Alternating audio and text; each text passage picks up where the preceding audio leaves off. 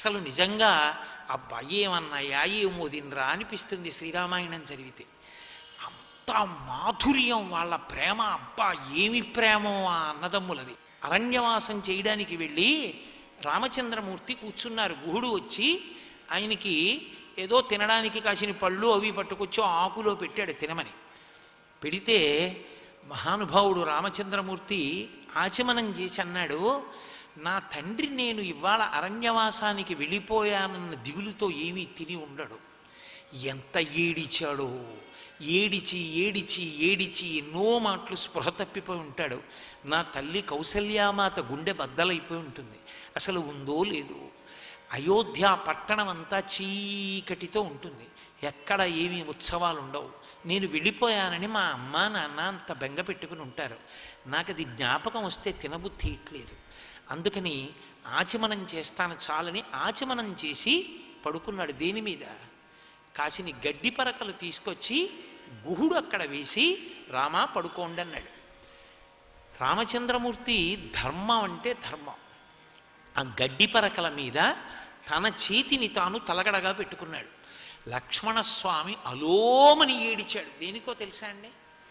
ఏ రామచంద్రమూర్తి యొక్క శిరస్సు మీద కిరీటం పెట్టబడుతుందని ఊహించాడో పట్టాభిషేకంలో, ఆ రామచంద్రమూర్తి ఒక రాతి మీద కూర్చుని లక్ష్మణ వెళ్ళి ఆకుదున్నెలో జిల్లేడు పాలు పట్టరా అన్నాడు. ఎందుకన్నయ్యా అన్నాడు. రేయ్ నేను అరణ్యవాసం చెయ్యాలి కదా, ఈ జట పాయలుగా ఇలా ఉండకూడదురా, ఇది జటలు కట్టేయాలి. ఈ జుట్టు మీద జిల్లేడు పాలు పోస్తే అది అట్టలు కట్టేస్తుంది, పట్టుకొచ్చి పోయిరా అన్నాడు. అన్నయ్య నీ శిరస్సు మీద గంగాది తీర్థముల చేత అభిషేకం జరిగితే కిరీటం పెడితే చూడాలనుకుని మురిసిపోయానన్నయ్య. నా చేతులతో జిల్లేడు పాలు పోయినా నీ తల మీద. ఎంత ఏడ్చాడో మహానుభావుడు. జిల్లేడు పాలు పోయించుకుని అట్టలు కట్టిన తలతో చెప్పులు లేకుండా 14 ఏళ్ళు తిరిగాడు. ఇప్పటికీ నాకు శృంగేరి అవి వెడుతుంటే అరణ్యాలు చూస్తే ఎలా తిరిగాడు రా మహానుభావుడు ఈ అరణ్యంలో 14 ఏళ్ళు అనిపిస్తుంది నాకు. అంతటి ధర్మమూర్తి. గుహుడు గడ్డి పరకలు పరిచి పడుకోమంటే ఆ తృణముల మీద తృణశయ్య మీద పడుకున్నాడు తన చేతిని తలగడగా పెట్టుకుని. పడుకున్న రాముణ్ణి చూసి నా భర్త ఆయన అలా పడుకుని నిద్రపోతుంటే నేను అలా పడుకోను బాగుండదని అనకూడదని సీతమ్మ తల్లి పరమభక్తితో భర్తకి నమస్కరించి ఆమె కూడా ఆయన పక్కనే పడుకుంది. ఆయన భుజాన్ని తలగడగా చేసుకుని నిద్రపోయింది. నిద్రపోయిందన్న మాటకు అర్థం నా భర్త ఉన్నాడు, ఆమెకి తృప్తి. గుహుని యొక్క పరివారం వాళ్ళు చుట్టూ నిలబడి చూస్తున్నారు. ఆమెయో సూర్యచంద్రుల యొక్క కిరణములు కూడా తెలియని తల్లి. లక్ష్మణస్వామి ధనస్సు పట్టుకుని ఓ మూల నించున్నాడు. ఉద్వేగంతో ఊగిపోతున్నాడు. కన్నుల వెంట నీళ్ళు అలా కారిపోతున్నాయి, గొట్టంలోంచి కారిపోయినట్టు. గుహుడు వెళ్ళన్నాడు, నీకు కూడా తృణశయ్య పరిచాను, అదిగో గడ్డి వేశాను, లక్ష్మణ నువ్వు వెళ్ళి పడుకో, మేము ఉన్నాంగా, మాకు ఈ అరణ్యం యొక్క ఆను పాను తెలుసు, మేము ఉండగా రామచంద్రమూర్తిని ఎవరేం చేస్తారు, మేము కాపు కాస్తాను రాత్రంతా తెలివిగా ఉండి, నువ్వు పడుకో అన్నాడు.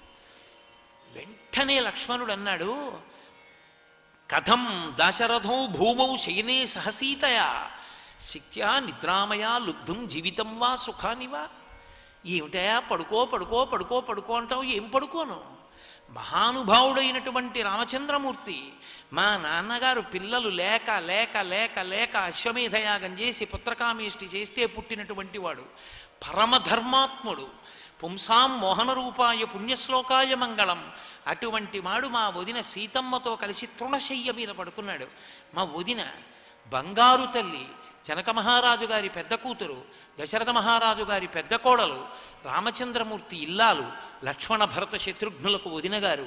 అటువంటి తల్లి ఇంతమంది చూస్తూ ఉండగా తృణశయ్య మీద తలగడ లేకుండా ఆమె భర్త యొక్క చేతిని తలగడా పెట్టుకు పడుకుందయా. ఇది చూసి నేను నిద్రపోనా, నాకు నిద్ర వస్తుందా, ఎలా పడుకుంటానయా అని వలవల ఏడ్చాడు.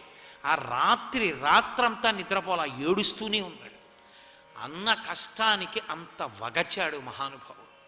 అన్నయ్య అంటే అన్నయ్యే, కష్టంలో ఉన్నాడా సుఖంలో ఉన్నాడా దానితో సంబంధం లేదు. శ్రీరామాయణం ఆ అన్నదమ్ముల ప్రేమ అంటే అంత గొప్పది. శ్రీరామాయణం లాంటి కావ్యం అసలు అటువంటి అన్నదమ్ములు ఆ ప్రేమ అపురూపం. దశరథుడు ధన్యాత్ముడు అటువంటి కొడుకుల్ని కని. ఆ లక్ష్మణస్వామి అరణ్యవాసంలో రామచంద్రమూర్తితో కలిసి వెడుతూ ఆ ఋష్యమూక పర్వతం మీద సీతమ్మ తల్లి యొక్క నగల మూట కింద పడేస్తే ఆ నగల మూటని తెలిసి రామచంద్రమూర్తి చూస్తున్నారు. సీతమ్మ తల్లి ఆభరణములు అన్న ప్రసక్తి రాగానే ఆయన కళ్ళలో బాష్పధార పడి కళ్ళ నీరు చిప్పిల్లింది. ధర్మాత్మురాలు, మహాపతివ్రత తనని అనుగమించింది.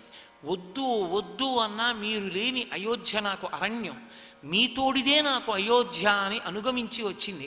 ఆ రాక్షసుడు ఎత్తుకుపోతున్నప్పుడు ఎంత ఏడ్చిందో, ఈ నగలు మూట కింద పడేసినప్పుడు ఎంత బాధతో పడేసిందో, ఆ భావన చేత ఆయనకి ఆభరణాలు కనపడలేదు. లక్ష్మణస్వామిని పిలిచి లక్ష్మణ నువ్వు చూడన్నాడు. కాబట్టి లక్ష్మణస్వామి ఆ మూట చూసి ఆ మూట విప్పి ఆ నగల్ని చూడగానే ఒక అద్భుతమైన మాట అన్నాడు. నాహం జానామి కేయూరే నాహం జానామి కుండలే నూపురత్యభిజానామి నిత్యం పాదాభివందనాత్. లక్ష్మణ శీలానికి పరాకాష్ట. లక్ష్మణస్వామి నగలు తీశాడు. అన్నయ్య నాహం జానామి కేయూరే, ఇవి కేయూరములు వాడవాళ్ళు భుజములకు పెట్టుకుంటారు. అన్నయ్య నాకు తెలియదు ఇవి, నేను తెలియదు అంటే లక్ష్మణుడికి తెలియదని కాదు, లక్ష్మణుడికి జ్ఞాపకంలో లేదు అని. కాబట్టి చూడడం ధర్మం, కానీ చూసింది మనసులోకి చేరడం వేరు. లక్ష్మణస్వామి చూసి ఉండొచ్చు కానీ జ్ఞాపకంలో లేదు. అంటే దృష్టి పవిత్రత అటువంటిది. నాహం జానామి కేయూరి నాహం జానామి కుండలే, వదిన కుండలాలు నాకు జ్ఞాపకం లేవు. నూపురత్యభిజానామి, అన్నయ్య వదిన పెట్టుకున్న నూపురములు నాకు జ్ఞాపకం. ఆమె పాదములకున్నటువంటి ఆ మణినూపురములు నాకు బాగా జ్ఞాపకం. ఎందుకో తెలుసా? నిత్యం పాదాభివందనాత్. అందుకే శాస్త్రంలో ఒక మాట ఉంది, ఒక్కొక్కసారి వదిన గారి వయస్సు కన్నా మరిది గారి వయస్సు పెద్దది ఉంటుంది. వయస్సులో మరిది పెద్దవాడైనా వదిన చిన్నదైనా వదినయే నమస్కార యోగ్యురాలు. వదిన అంటే పరదేవత, వదిన అంటే అమ్మ. తనని కన్న తల్లి ఎటువంటిదో వదిన గారు అటువంటిది. వదిన దృష్టిలో మరిది మరిది కాడు, వదిన దృష్టిలో మరిది కొడుకు. అందుకే సీతమ్మ తల్లి తన మరుదుల్ని తన కొడుకులుగానే చూసింది తప్ప ఎన్నడూ మరిదిగా చూడలేదు అసలు ఆవిడ. అంత భక్తితో వదిన్ని సేవించినటువంటి మహానుభావుడు. అందుకే నాహం జానామి కేయూరే నాహం జానామి కుండలే నూపురత్యభిజానామి నిత్యం పాదాభివందనాత్ అని చెప్పుకుంటాడు. కిష్కింధకాండలో రామచంద్రమూర్తితో కలిసి వెడుతున్నప్పుడు ఎన్ని ఘట్టాలని నేను చెప్పగలను రామాయణంలోంచి. ఒకసారి రుచి చూసి మీరు చదవండి అసలు ఆ లక్ష్మణస్వామి భక్తి ఏమిటో. సర్వం శ్రీ ఉమామహేశ్వర పరబ్రహ్మార్పణమస్తు. స్వస్తి.